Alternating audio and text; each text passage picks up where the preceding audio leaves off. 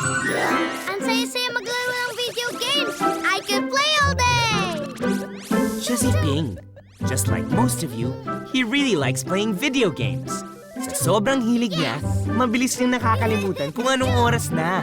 Madalas nga, pati pagtulong sa mga gawaing bahay, hindi na niya nagagawa. Ping, it's almost 7 o'clock. Tigil mo na ang video games. Please help me set the table for dinner. 10 minutes, Mom! Ngayon na sana, Ping, kasi malapit na tayong kumain. Ma, Against his wishes, Ping helps set the table as fast as he can. He doesn't do a good job because his mind is on his video game.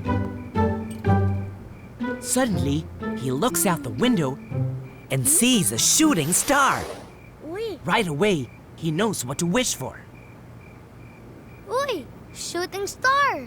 I wish I could play video games forever! Just when he closes his eyes after his wish, Ping is magically transported inside his video game. Huh?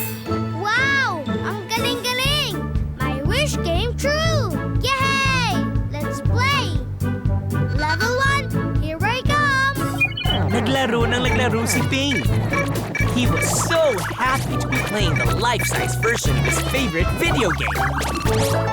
Level 15 completed! Woohoo! Okay, pagod na ako. At nagugutom na. It's time to go home.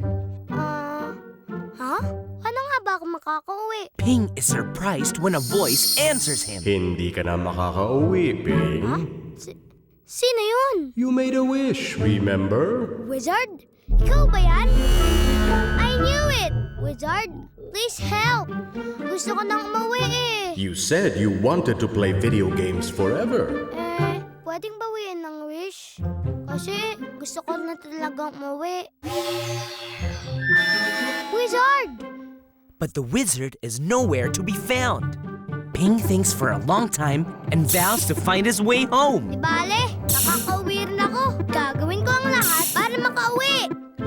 Ping battles monsters, scales a dangerous mountain, and finds his way home out of a maze. All the while thinking of his home and his mom. We see him looking really tired. Ayoko na. Sawa na ako sa mga challenges ng video games. Di na masaya eh. Gusto ko nang umuwi. Pag ako nakalabas dito, hindi na ako magtatagal sa video games. Tutulong na lang ako sa bahay. Mas masaya pa kami nila, Mami. Wizard! Please, help me get back home! Sandali lang, Ping. 10 minutes.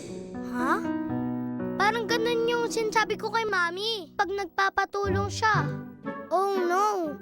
Dapat pala tumutulong agad ako kay Mami. Ha? Wizard? That's right, Ping. Just like you, people ask for help because they need assistance. Sana lagi kang handang tumulong. You're right. I'm so sorry. Now I know better. It seems that you've learned your lesson, Ping.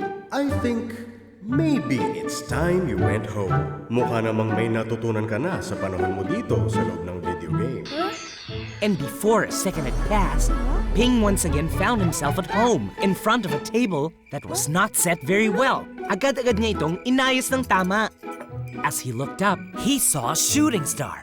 Ping made a silent wish. I wish to always be near to the people I love. Wow, Ping! Ang ganda ng Mami? pag-ayos mo ng mesa. Salamat, Mami! Ay, teka lang po.